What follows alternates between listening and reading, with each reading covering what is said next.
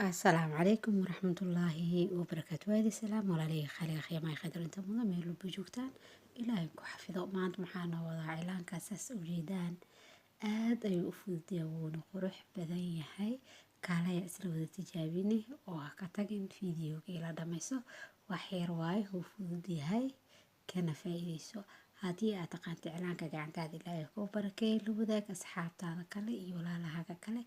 aan aqoonin iclaankaas si ay uga faa'iideystaan gabar walba way jeceshahay inay iclaanka barato ee mariso ama marsato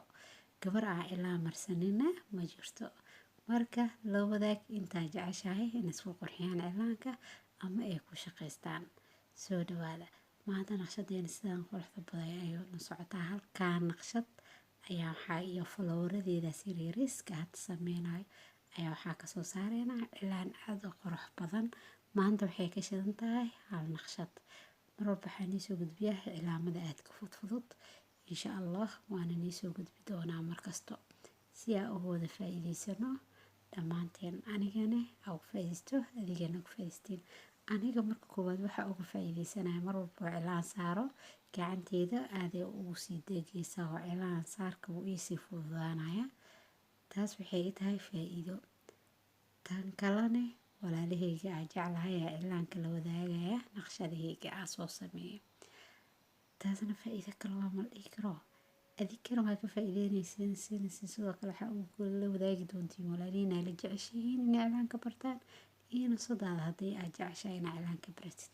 waad ka faa'iidi doontaa maanta waxaa iclaanka ku marinaya qalinka oo yariiska madowga qalinka badanaa waxaa wato sabuurada yariista ah wadato waa qalin koobi yariis ah waaye oo afkiisa yariis yahay marka maanta kareemka iga dhamaaday kareemka madowga ah mar walba sameysan jiray kareemka qasay marka intuu qaadaa waqti waa intuu qaadanaa inna waxaa go'aansaday inaa iclaan soo dhigo maalmo maadaama iclaan soo duubin marka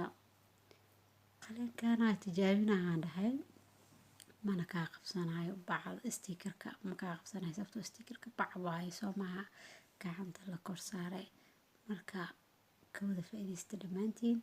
like share comment subscribe-keena waa xaggeen wixii taliyo tusaalaha dhan commentiga igala wadaagi doontiin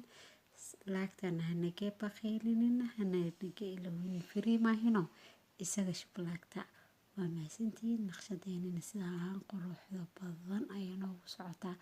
waa naqshad aad u fudud sida qof faacila aqoonin xataa wuu saari karaa hadduu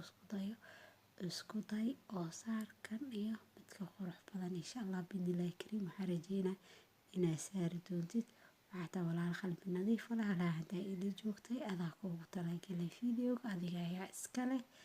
meesha rabtid markina waa geysan kartaa marka ha ka tagin fiidiyogaada qaado